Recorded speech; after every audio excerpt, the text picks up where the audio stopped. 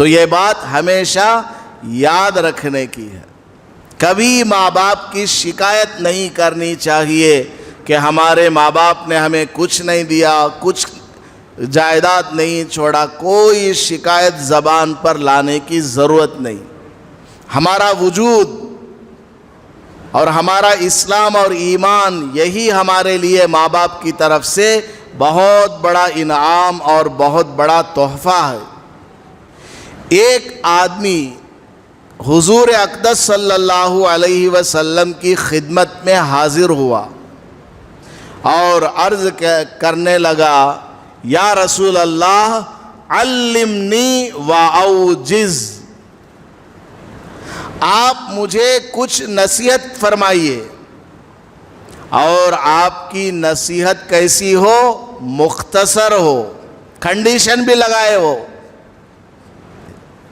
بعض مرتبہ ہوا میں اڑنے والے پرندے حضرت ابو بکر رضی اللہ تعالیٰ عنہ کو دیکھ کر کے یہ سمجھتے تھے کہ شاید یہ کوئی پلر ہے، کوئی ستون ہے جو ہل نہیں رہا، بالکل سیدھا کھڑا ہے. پرندے آ کر سر پر، کندھے پر بیٹھ جایا کرتے تھے. الحمدللہ نحمده ونستعینه ونستغفره ونؤمن به ونتوکل علیہ ونعوذ باللہ من شرور انفسنا ومن سیئات اعمالنا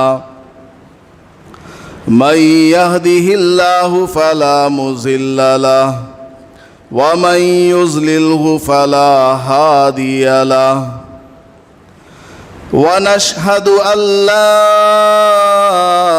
إله إلا الله وحده لا شريك له ونشهد أن سيدنا ومولانا محمدا عبده ورسوله صلی اللہ علیہ وعلا آلہ واصحابہ وبارک وسلم. اما بعد فاعوذ باللہ من الشیطان الرجیم. بسم اللہ الرحمن الرحیم. اتل ما اوحی الیک من الکتاب واقم الصلاة ان الصلاة تنہی عن الفحشاء والمنکر ولذکر اللہ اکبر واللہ یعلم ما تصنعون. بارک اللہ لنا ولکم فی القرآن المجید والفرقان الحمید. رب اشرح لی صدری ویسر لی امری واحلل عقدۃ من لسانی یفقہوا قولی. معزز سامعین کرام، اللہ پاک کا بہت بڑا فضل اور اس کا احسان ہے. اللہ نے ہمیں ایمان والا بنایا، مسلمان بنا کر دنیا میں بھیجا، اور ہم ماں کے پیٹ سے ہی مسلمان ہیں. ایک بات ہمیں ہمیشہ یاد رکھنی چاہیے کہ ہمارے ماں باپ نے ہمارے لیے چاہے کچھ بھی نہ کیا ہو، صحیح سے ہماری پرورش نہ کی ہو، صحیح سے ہماری تربیت نہ کی ہو، اسکول، کالج، یونیورسٹیز میں ہمیں صحیح سے نہ پڑھایا ہو، مناسب جگہ ہماری شادی نہ کرائی ہو، ہمارے رہنے کے لیے کوئی جگہ، مکان اور جائیداد وغیرہ نہ دی ہو، کچھ بھی ہمارے ماں باپ نے نہ کیا ہو، تب بھی ہمارے ماں باپ کا ہمارے اوپر سب سے بڑا احسان اگر ہے تو وہ ایمان کی دولت ہے۔ ہمارے ماں باپ ایمان والے تھے، ہمارے ماں باپ مسلمان تھے، ان کی بدولت ہمیں ایمان ملا، ان کی بدولت ہمیں اسلام ملا۔ ماں باپ کا سب سے بڑا احسان اور سب سے بڑا انعام یہی ہے کہ وہ مسلمان تھے اور ان کی بدولت ہم مسلمان ہیں۔ ہم انسان بن کر دنیا میں آئے، ہم انسان بن کر کے دنیا میں آئے، اس کا ظاہری سبب، ریزن اور ظاہری ذریعہ کیا ہے؟ ہمارے ماں باپ ہیں۔ ماں باپ اگر ہمیں جنم نہ دیتے، ماں باپ اگر چاہتے کہ پیٹ کو ابارٹ کر دیا جائے، یہ بچہ دنیا میں نہ آئے، تو وہ کر سکتے تھے، لیکن ماں باپ نے ہمیں دنیا میں آنے دیا۔ ماں نے 9 مہینے تک ہمیں اپنے پیٹ میں رکھا، ہر طرح کی تکالیف کو برداشت کیا، اور ولادت کے وقت زندگی اور موت کی لڑائی لڑ کر کے ہماری ماں نے ہمیں جنم دیا۔ یہ ان کا ہمارے اوپر سب سے بڑا احسان اور کرم ہے۔ تو یہ بات ہمیشہ یاد رکھنے کی ہے، کبھی ماں باپ کی شکایت نہیں کرنی چاہیے کہ ہمارے ماں باپ نے ہمیں کچھ نہیں دیا، کچھ جائیداد نہیں چھوڑا۔ کوئی شکایت زبان پر لانے کی ضرورت نہیں۔ ہمارا وجود اور ہمارا اسلام اور ایمان، یہی ہمارے لیے ماں باپ کی طرف سے بہت بڑا انعام اور بہت بڑا تحفہ ہے۔ خیر، میں یہ عرض کر رہا تھا کہ اللہ پاک کا بہت بڑا فضل اور اس کا کرم ہے کہ اللہ نے ہمیں ایمان والا بنایا، ہمیں حضرت محمد الرسول اللہ صلی اللہ علیہ وسلم کا امتی ہونے کا شرف عطا فرمایا۔ ان کی تعلیمات ہمارے سامنے موجود ہیں، ایسی تعلیمات کہ دنیا کے کسی بھی مذہب کے اندر ایسی تعلیم موجود نہیں ہے، کیونکہ وہ سب کے سب باطل ہیں، یا جو آسمانی مذاہب دنیا میں آئے وہ اپنے وقت تک محدود رہے، بعد میں وہ منسوخ ہو گئے۔ اب قیامت تک جاری رہنے والی امت بس یہی رسول اکرم صلی اللہ علیہ وسلم کی امت ہے۔ اس میں ہمیں اللہ پاک نے پیدا فرمایا، یہ اللہ کا بڑا کرم ہے۔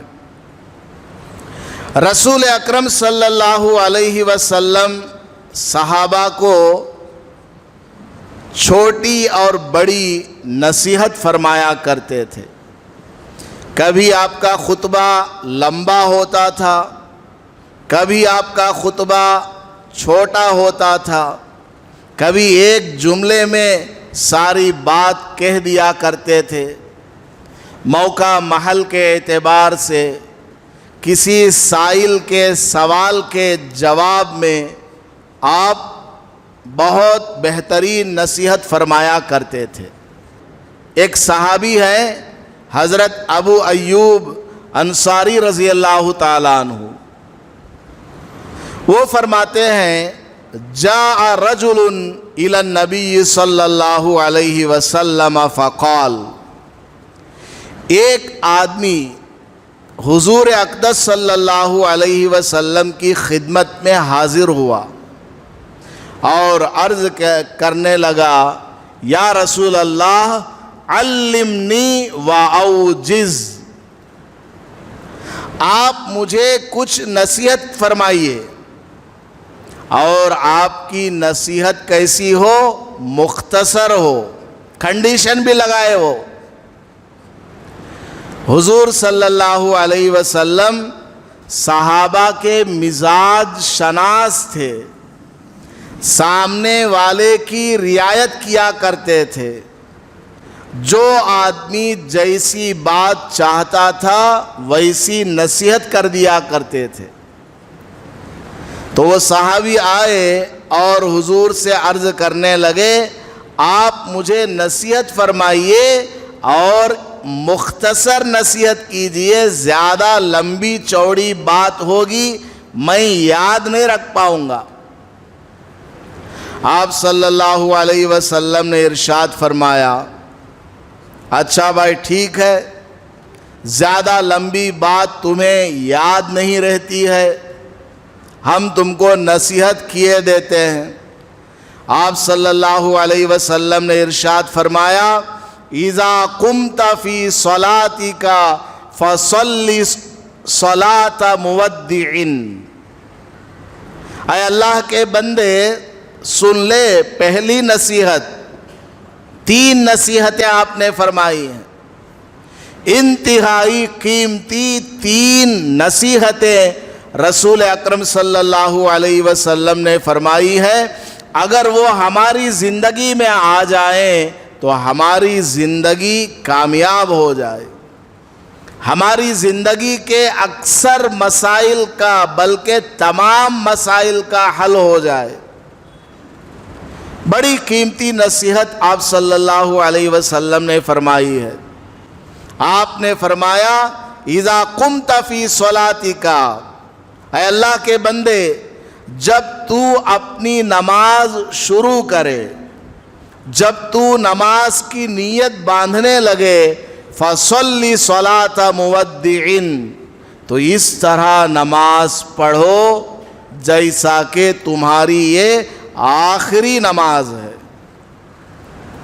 اس کے بعد تمہیں زندگی ملنے والی نہیں ہے، ملک الموت تمہارے سامنے کھڑا ہوا ہے، سلام پھیرتے ہی تمہاری روح کو قبض کرنے والا ہے۔ یوں سمجھ کر کے نماز پڑھو کہ یہ میری آخری نماز ہے، یہ میرا آخری قیام ہے، آخری مرتبہ میں سورہ فاتحہ پڑھنے جا رہا ہوں، آخری مرتبہ میں ضم سورت کر رہا ہوں، یہ میرا آخری رکوع ہے، یہ میری آخری تسبیح ہے سبحان ربی العظیم، اور یہ میرا آخری سجدہ ہے۔ اس طرح تم نماز پڑھو جیسا کہ بالکل لاسٹ نماز تم پڑھنے جا رہے ہو اپنی زندگی میں۔ ایک آدمی کو موت کی سزا سنائی جائے کہ تم کو صبح میں 8 بجے سولی پر چڑھایا جائے گا، عموماً صبح ہی صبح سولی پر چڑھانے کا قانون ہے، صبح کے وقت میں، اشراق کے وقت کے آس پاس۔ تو ایک آدمی سے اگر کہا جائے کہ تمہیں صبح اتنے بجے سولی پر لٹکایا جائے گا، بتاؤ تمہاری آخری خواہش کیا ہے، اور وہ کہنے لگے مجھے 2 رکعت نماز پڑھنے کی اجازت دے دو، اب وہ 2 رکعت کس قدر خشوع اور خضوع کے ساتھ، کانسنٹریشن اور توجہ کے ساتھ پڑھے گا، میں اور آپ اندازہ نہیں لگا سکتے، کیونکہ اب اس نماز کے بعد کوئی نماز اس کی زندگی میں آنے والی نہیں ہے۔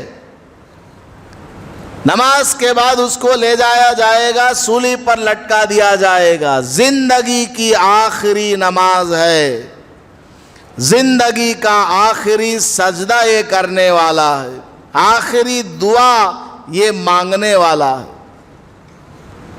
تو نبی پاک صلی اللہ علیہ وسلم نے ارشاد فرمایا کہ جب بھی تم نماز شروع کرو، نماز کی نیت باندھو، اس طرح نماز پڑھو جیسا کہ یہ تمہاری زندگی کی آخری نماز ہے، اس کے بعد تم کو گھر واپس نہیں جانا ہے، کاروبار میں نہیں جانا، بیوی بچوں میں نہیں جانا، اپنی دکان پر، مکان پر، فیکٹری، کمپنی، ملازمت، اسکول، یونیورسٹی، کہیں تم کو جانا نہیں ہے، ڈائریکٹ اللہ کے سامنے تمہیں حاضر ہو جانا۔ بتاؤ تم اپنی پوری زندگی کا حساب کس طرح دو گے؟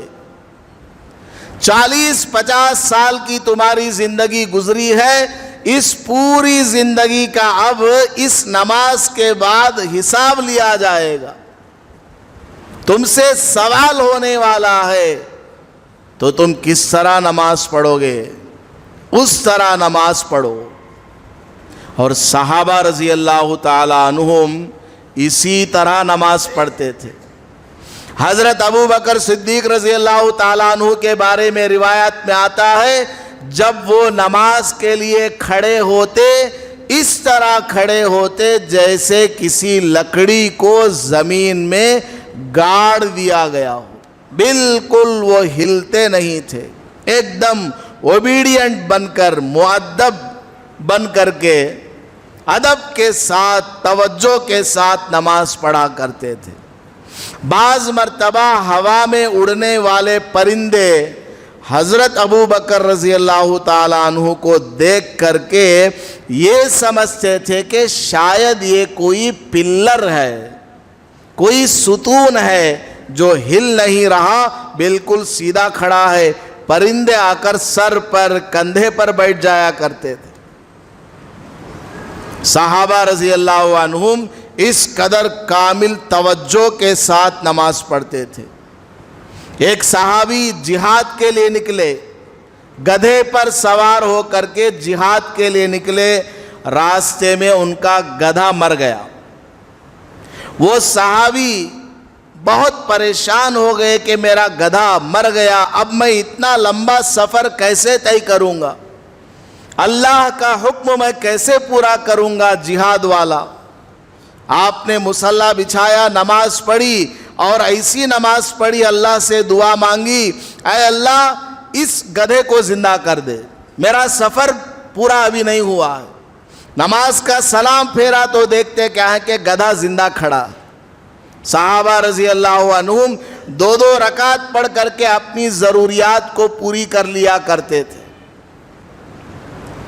ایک استاذ کے پاس ان کے شاگرد آئے اور کہنے لگے، حضرت ہم صحابہ کی نماز سنتے رہتے ہیں، فضائل اعمال میں، حیات الصحابہ میں ہم صحابہ کی نماز سنتے رہتے ہیں، لیکن عمل کر کے دیکھنا چاہتے ہیں کہ صحابہ کس طرح نماز پڑھا کرتے تھے، آپ ہمیں ویسی نماز سکھا دیجیے۔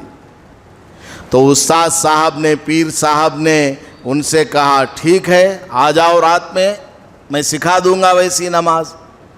رات میں وہ آ گئے تو استاد صاحب نے، پیر صاحب نے ان سے کہا، بہترین سنت کے مطابق وضو کرو، سنت کے مطابق مسجد میں جاؤ اور 2 رکعت اطمینان کے ساتھ، صبر کے ساتھ، نماز کی جو 51 سنتیں ہیں، 51 سنتیں ہیں پوری نماز میں، 51 سنتوں کا خیال کرتے ہوئے تم پوری نماز پڑھو، بعد میں آ کر مجھے بتانا۔ چنانچہ وہ دونوں شاگرد آئے، آ کر کے وضو کیا سنت کے مطابق، مسواک بھی کیا، وضو کی دعا بھی پڑھی، پورا مکمل اہتمام کے ساتھ، پھر نماز پڑھی 2 رکعت، نماز کا سلام پھیرا تو آپس میں ڈسکس کرنے لگے استاد کے پاس جانے سے پہلے، کیا ہماری نماز صحابہ جیسی ہوئی کہ نہیں ہوئی؟ یہ کہنے لگا، نہیں میں تھوڑا رکوع میں صحیح سے نہیں گیا، شاید میرے رکوع میں کچھ کمی ہے۔ دوسرے نے کہا، ہاں میرے سجدے میں کچھ کمی ہے، چلو اور 2 رکعت پڑھتے ہیں۔ اور 2 رکعت بالکل انتہائی خشوع اور خضوع کے ساتھ انہوں نے پڑھی، تلاوت بھی ایک دم شاندار انداز میں، سورہ فاتحہ بہترین تجوید کے ساتھ، رکوع کی تسبیحات، سجدے کی تسبیحات، التحیات، درود پاک، یہ سب بہترین پڑھا، نماز کا سلام پھیرا۔ پھر خیال آیا، نہیں تکبیر تحریمہ کے وقت ہاتھ صحیح سے میں نہیں اٹھا پایا۔ اس طرح آپس میں ایک دوسرے سے ڈسکس کرتے رہے کہ شاید اس نماز میں فلاں جگہ کمی تھی، فلاں جگہ کمی تھی، چلو اور 2 رکعت پڑھتے ہیں، اور 2 رکعت پڑھتے ہیں۔ اس طرح کرتے کرتے وہ دونوں شاگرد رات بھر 2 رکعت پڑھتے رہے۔ پوری رات گزر گئی، صبح ہو گئی، فجر کی نماز پڑھ لیے۔ نماز کے بعد استاد صاحب نے بلایا، ارے بھائی 2 رکعت نماز پڑھنے گئے تھے مسجد میں، کہاں ہو؟ ابھی تک تمہاری 2 رکعت نہیں ہوئی کیا؟ تو شاگردوں نے کہا، حضرت ہماری پوری رات اسی خیال میں گزری ہے کہ ہماری 2 رکعت میں کچھ کمی ہے، ہم نے نماز کے بعد پھر 2 رکعت شروع کر دی، پھر سوچا کہ اس میں شاید اتحیات میں کچھ کمی آ گئی، پھر ہم نے اگلی 2 رکعت نماز پڑھی۔ اس طرح پڑھتے پڑھتے کہ ہماری نماز میں کچھ کمی ہے، پوری رات گزر گئی، ہم سے صحابہ والی نماز نہیں پڑھی جا سکتی۔ تو وہ استاد کہنے لگے، ارے یہی تو ہے صحابہ والی نماز۔ صحابہ والی نماز تو یہی ہے کہ مکمل سنت کے مطابق نماز پڑھا کرتے تھے، نماز کا سلام پھیرنے کے بعد اللہ سے دعا مانگتے تھے، ما عبدناک حق عبادتک، اے اللہ جس طرح تیری عبادت کرنی چاہیے تھی، جس طرح نماز پڑھنی چاہیے تھی، میں نہیں پڑھ سکا، مجھے معاف فرما۔ یہی تو ہے صحابہ والی نماز کہ کرو سب کچھ اور لاسٹ میں بولو، اے اللہ میں کر نہیں پایا، مجھ سے نہیں ہو پایا۔ جب بندہ ہاتھ اٹھا دیتا ہے نا اے پی، تب اللہ تعالیٰ کہتا ہے تو نے کر دیا، جا تو نے کر دیا، میں نے قبول کر لی تیری نماز، تیرا حج، تیری زکوٰۃ، سب میں نے قبول کر لیا۔ جب بندہ اکڑ میں آ جاتا ہے کہ میں نماز پڑھ لیا، میں نماز پڑھنے والا، میں حج کو جانے والا، میں زکوٰۃ دینے والا، میں سحری افطاری کرانے والا، میں مسجد بنانے والا، اللہ تعالیٰ کہتا ہے تیرا کچھ بھی نہیں ہے، پیسہ دیا ہوا میرا، آنکھ میری دی ہوئی، ہاتھ پیر میرا دیا ہوا، سب کچھ میرا دیا ہوا استعمال کر کے بولتا ہے کہ میں نے سب کچھ کیا، چل کچھ بھی تو نے نہیں کیا۔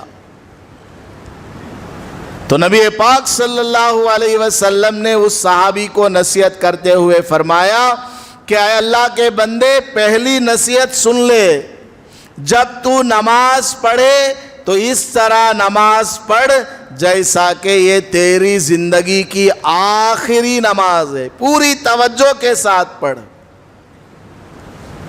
ایک بات مجھے یاد آئی،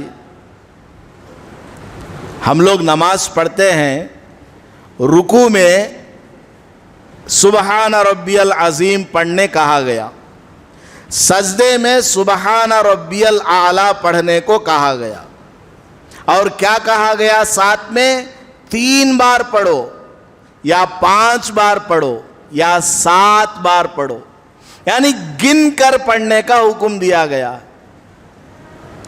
انگلیوں سے باضابطہ ایسے نہیں گننا ہے، دماغ سے ہی گننا ہے، یا زیادہ سے زیادہ انگلی جس جگہ ہے اسی جگہ رکھتے ہوئے انگلیوں کو دبا دینا ہے بس، کہ 3 بار ہوا، 5 بار ہوا، 7 بار ہوا۔ تو تسبیحات کو گن کر کے پڑھنے کا حکم دیا گیا ہے کہ رکوع میں جاؤ تو 3 بار کہو یا 5 بار کہو سبحان ربی العظیم، اسی طرح سجدے میں بھی 3 بار یا 5 بار سبحان ربی الاعلیٰ کہو، گنتی بتائی گئی ہے۔ کیوں؟ اس میں راز کی بات یہ ہے کہ اللہ تعالیٰ چاہتا ہے کہ میرے بندے کی توجہ ہو جائے نماز کی طرف۔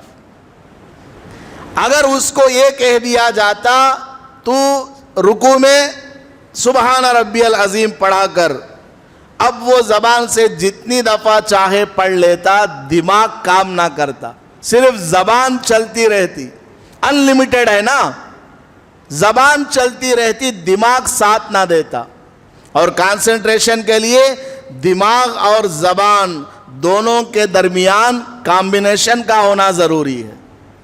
تو اللہ پاک نے رسول اکرم صلی اللہ علیہ وسلم کے ذریعے نماز میں تسبیحات کو گنتی کرنے کا حکم دیا۔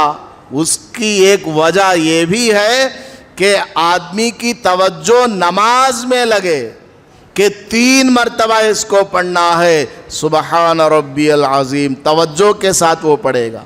سبحان ربی العظیم، توجہ کرے گا کہ اب 2 ہوا۔ سبحان ربی العظیم، اب 3 ہوا۔ تو ہمیں نماز کو توجہ کے ساتھ پڑھنا ہے، کانسنٹریشن کے ساتھ پڑھنا ہے۔ اور جب بندہ نماز کو توجہ کے ساتھ، کانسنٹریشن کے ساتھ پڑھتا ہے، اللہ کی طرف سے اس کو انعام ملتا ہے۔ انعام کیا؟ قرآن میں اللہ نے فرمایا ان الصلاۃ تنہی عن الفحشاء والمنکر، کہ نماز کی طرح پڑھی جائے، سنت کے مطابق ادا کی جائے تو وہ نماز اس کو ہر بری اور فحش چیز سے بچا دیتی ہے۔ اس کی نماز اس کو روکتی ہے کہ تو نمازی ہے اور تو جھوٹ بول رہا ہے۔ اللہ کے سامنے کھڑے ہو کر اسی زبان سے اللہ کی تعریف کرتا ہے اور گلی میں آ کر گالی دیتا ہے۔ نہیں، گالی مت دے، تو نماز پڑھنے والا، تو سجدہ کرنے والا اللہ کے سامنے، کسی اور کے سامنے سجدہ مت کر۔ نماز ہر برائی سے انسان کو روک دیتی ہے، بشرطے کہ اس نماز کو نماز کی طرح ادا کی جائے، نماز کی طرح اس کو پڑھا جائے۔ تو نبی پاک صلی اللہ علیہ وسلم نے یہ نصیحت فرمائی ہے۔ پہلی نصیحت اس آدمی کو کہ نماز کو اس طرح پڑھ، یوں سمجھ کر کے پڑھ کہ یہ تیری زندگی کی آخری نماز ہے۔ پھر آپ صلی اللہ علیہ وسلم نے دوسری نصیحت فرمائی وَلَا تَكَلَّمْ بِكَلَامٍ تَعْتَذِرُ مِنْهُ، اے اللہ کے بندے دوسری نصیحت سن لے، اپنی زبان سے کبھی ایسی بات نہ بول کہ تجھے اس بات کو لے کر کے معذرت کرنا پڑ جائے، کسی کے سامنے ہاتھ جوڑنا پڑ جائے کہ بھائی مجھ سے غلطی ہو گئی، میں نے ایسا کہہ دیا تھا، مجھے کہنا نہیں چاہیے تھا، میں نے کہہ دیا ہے، مجھے معاف کر، یا شرمندہ ہونا پڑے، ذلیل ہونا پڑے، کبھی اپنی زبان سے ایسی بات نہ کر۔ پڑوس ملک کے بہت بڑے عالم دین حضرت شیخ الاسلام مفتی تقی عثمانی صاحب دامت برکاتہم العالیہ فرماتے ہیں کہ اے اللہ کے بندو، جب زبان سے کوئی بات نکالو اور کہنا چاہو تو یوں سمجھو کہ اس کو کل قیامت میں اللہ کے دربار میں تم کو ثابت کرنا ہوگا۔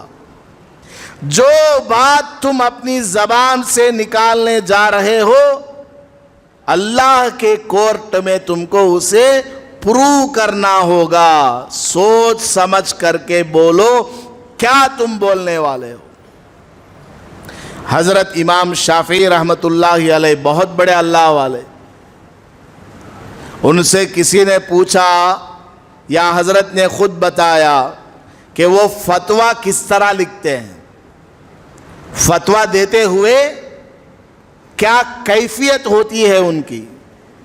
تو حضرت امام شافعی رحمت اللہ علیہ نے فرمایا کہ جب میں فتویٰ لکھتا ہوں، کسی مسئلے کا جواب دینے لگتا ہوں، تو میں اپنے آپ کو پلصراط پر کھڑا ہوا سمجھتا ہوں، تو میں اپنے آپ کو پلصراط پر کھڑا ہوا سمجھتا ہوں کہ اگر میرا یہ جواب غلط ہوا تو مجھے ادھر جہنم میں گرنا ہوگا، اگر میرا جواب صحیح ہوا تو مجھے جنت میں جانا ہوگا۔ میں یہ سمجھتا ہوں جواب لکھتے وقت یا زبانی جواب دیتے وقت اگر میری یہ بات غلط ہو گئی تو مجھے جہنم جانا ہوگا۔ اس قدر اللہ والے ڈرا کرتے تھے اپنی زبان کو کھولتے ہوئے۔ اسی لیے زبان کو کھولنے سے پہلے ناپنا ہے، تولنا ہے، اللہ پاک نے زبان کو 32 سلاخوں کے اندر رکھا ہوا ہے، 32 دیواروں کے اندر، دانتوں کے اندر چھپا کر کے رکھا ہے کہ اس کو بولتے وقت، نکالتے وقت 32 دروازوں کو کھولنا پڑے گا۔ اس کی حفاظت کرو زبان کی۔ بلکہ ایک عجیب و غریب حدیث ہے، آپ صلی اللہ علیہ وسلم نے فرمایا کہ روزانہ جسم کے سارے اعضاء زبان کے سامنے ہاتھ جوڑ کر کے کھڑے ہو جاتے ہیں، اور زبان سے جسم کے پورے باڈی پارٹس کہنے لگتے ہیں، اے زبان فَإِنِ اسْتَقَمْتَ اسْتَقَمْنَا، تو اگر صحیح رہی تو ہم صحیح رہیں گے، تو نے اگر غلطی کی تو سزا ہمیں بھگتنی ہوگی، جھوٹ تم نے بولا شرمندہ ہمیں ہونا پڑے گا، گالی تم نے دی مار ہمیں کھانا ہوگا، اور آخرت میں بھی ہمیں اللہ کے سامنے شرمندہ ہونا ہوگا اور جہنم میں جانا ہوگا۔ تو نبی پاک صلی اللہ علیہ وسلم نے اس صحابی کو دوسری نصیحت یہ فرمائی کہ تم ایسی بات کبھی نہ کہو کہ کل چل کر تم کو اس بات پر معذرت کرنی پڑ جائے، اور کل سے مراد دنیا ہی کا کل ہو سکتا ہے کہ تمہاری بات اگر جھوٹی ثابت ہو گئی تو لوگ تمہیں برا بھلا کہیں گے، یا کل سے مراد قیامت والا کل ہے کہ اللہ کے سامنے تو تم کو ضرور کھڑا ہونا پڑے گا۔ وہاں تم اللہ کو کیا جواب دو گے؟ تم نے دنیا میں جتنی باتیں جھوٹ کہی ہے، غلط تم نے زبان کا استعمال کیا، لوگوں کی غیبتیں کی، چغلی کھائی، اور قسم قسم کی باتیں جو تم نے زبان سے کی ہیں، ان تمام کا کل تمہیں جواب دینا ہوگا، اور حساب لینے والا سب جانتا ہے، A to Z اس کو معلوم ہے کہ تم کیا دنیا میں کر کے آئے ہو، وہاں تم جھوٹ نہیں بول سکتے۔ کتنی پیاری نصیحت ہے، کتنی بہترین نصیحت ہے آپ صلی اللہ علیہ وسلم کی کہ کبھی زبان سے ایسی بات نہ نکالو کہ تم کو کل چل کر کے شرمندہ ہونا پڑے۔ زبان کی حفاظت کر لو۔ من صمت نجا، جو آدمی خاموش ہو گیا وہ نجات پا گیا۔ خاموش رہو، بلا ضرورت بات نہ کیا کرو، بلا ضرورت بولا نہ کرو، بہت بڑا فائدہ ہوگا، بہت ساری مصیبتوں سے، آفتوں سے تم بچ جاؤ گے۔ اور آخری نصیحت نبی پاک صلی اللہ علیہ وسلم نے اس آدمی سے کی۔ حضرت ابو ایوب انصاری رضی اللہ تعالیٰ عنہ فرماتے ہیں کہ نبی پاک صلی اللہ علیہ وسلم نے تیسری نصیحت اس آدمی سے یہ فرمائی کہ وَأَجْمِعِ الْيَأْسَ عَمَّا فِي أَيْدِي النَّاسِ، اے اللہ کے بندے، لوگوں کے پاس جو کچھ ہے اس سے تم نا امید ہو جاؤ۔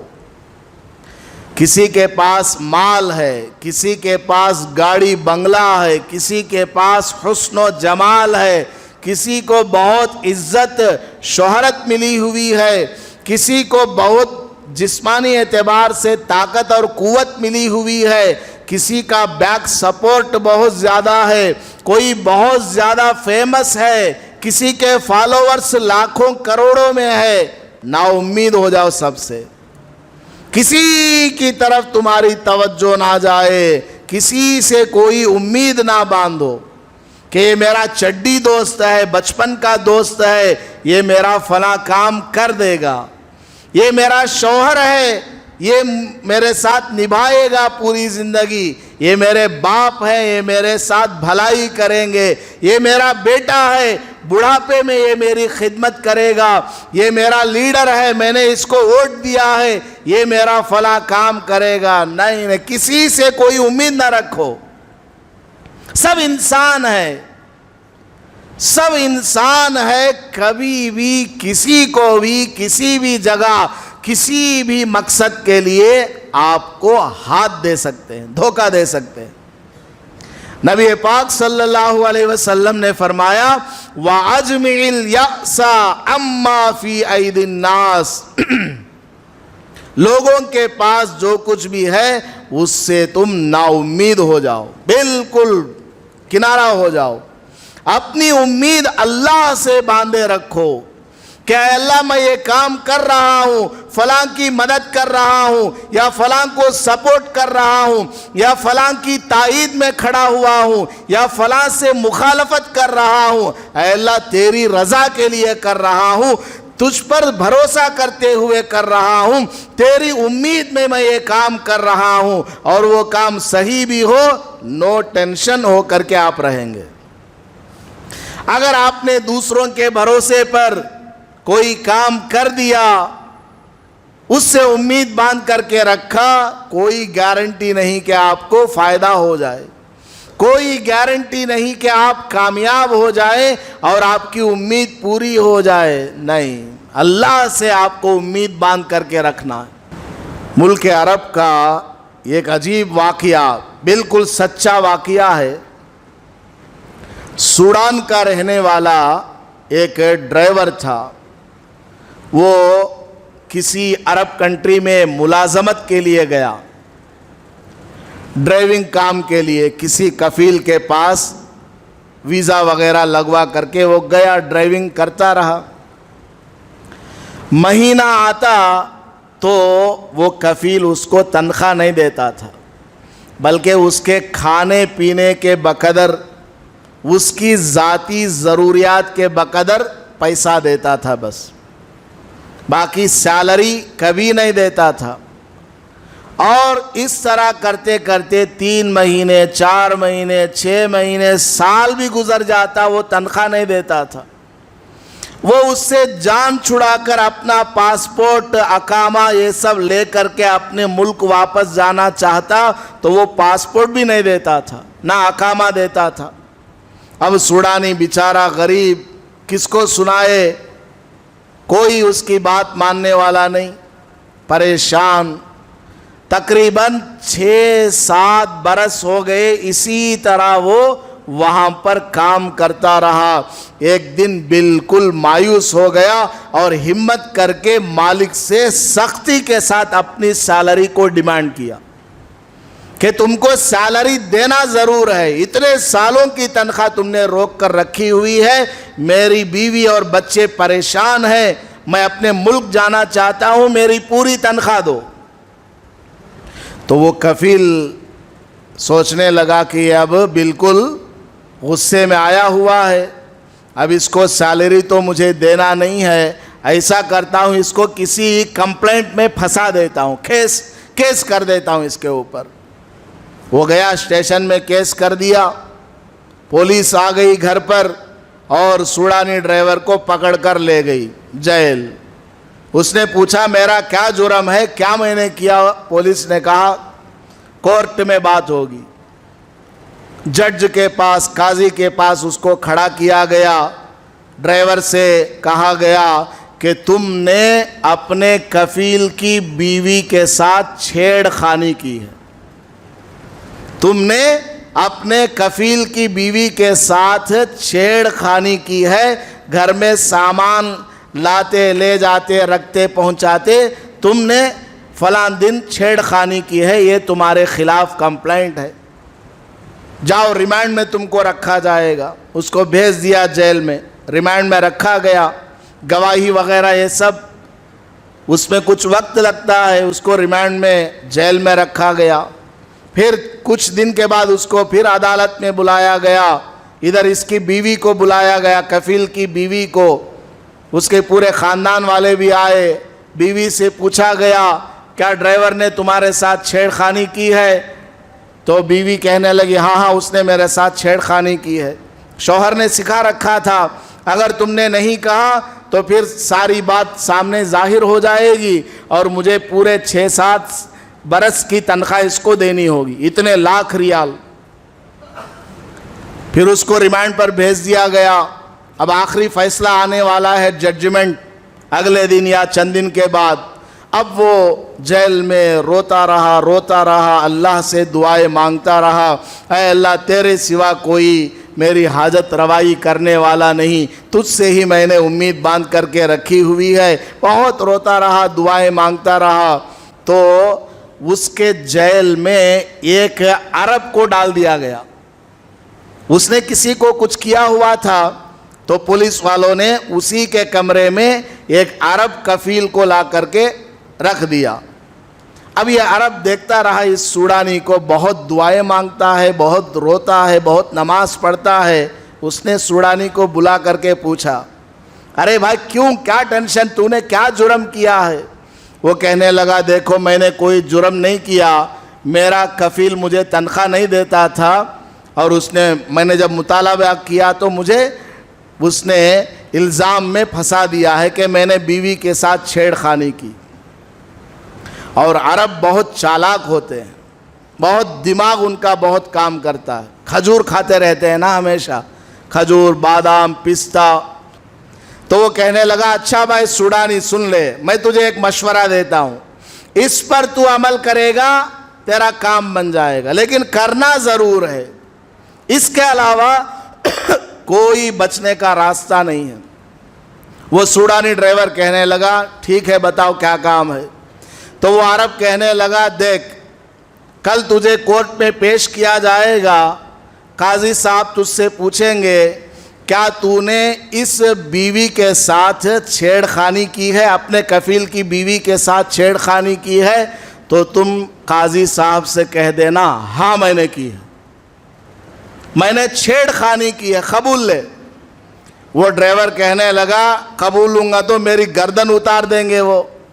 تو عرب کہنے لگا، نہیں نہیں، میں جانتا ہوں عرب لوگوں کو، میں جو بول رہا ہوں وہ کر، بلکہ تو مزید اس پر یہ کہنا کہ قاضی صاحب ایک دن میں نے چھیڑ خانی نہیں کی ہے، 3-4 مہینے سے ہمارا تعلق اندرونی چل رہا، یہ بھی بول دینا۔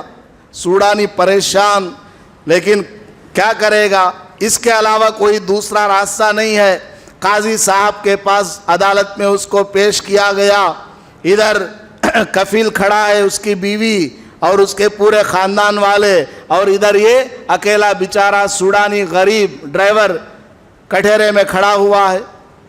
قاضی صاحب نے پوچھا، دیکھو بھائی آج آخری ججمنٹ ہے تمہارے بارے میں، سچ سچ بتا دو، کیا تم نے اپنے کفیل کی بیوی کے ساتھ چھیڑ خانی کی ہے؟ بیوی تو کہتی ہے کہ تم نے کی ہے، اور تم مان نہیں رہے ہو، سچ سچ بتا دو۔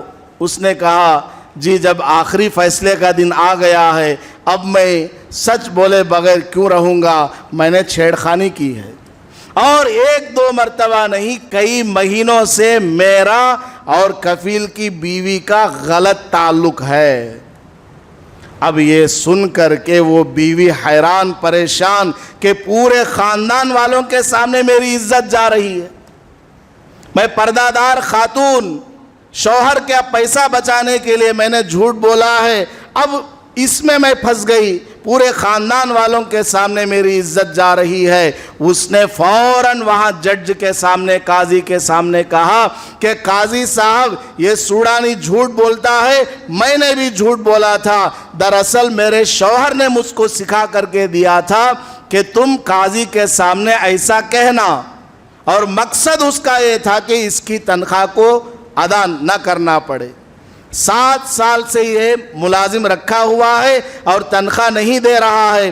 جب سوڈانی نے تنخواہ کا مطالبہ کیا تو اس نے جھوٹا الزام لگوایا، کیونکہ عورت کو اپنی عزت کی بڑی فکر تھی، اس لیے اس نے سارا سچ اگل دیا۔ شوہر بار بار پیچھے سے ٹھونگے مارتا رہا، کیا بول رہی ہو؟ اس نے کہا، نہیں سب میں بولوں گی، A to Z اس نے بول دیا۔